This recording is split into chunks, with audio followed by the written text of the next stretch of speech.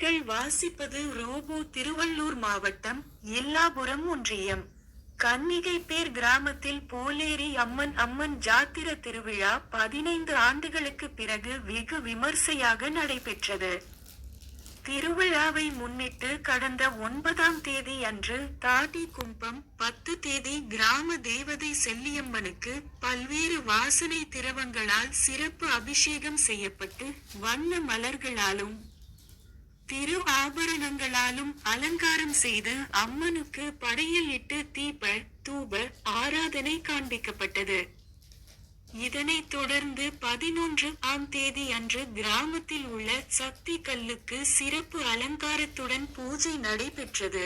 12ஆம் தேதி, 13ஆம் தேதி மற்றும் 14ஆம் தேதி ஆகிய 3 நாட்களில் சிறப்பு அலங்காரத்துடன் கரகம், பூச்சூடி கன்னிகைப்பேர் கிராம பகுதியில் உள்ள முக்கிய வீதிகளில் மேல தாளங்கள் முழங்க ஊர்வலம் வந்தன.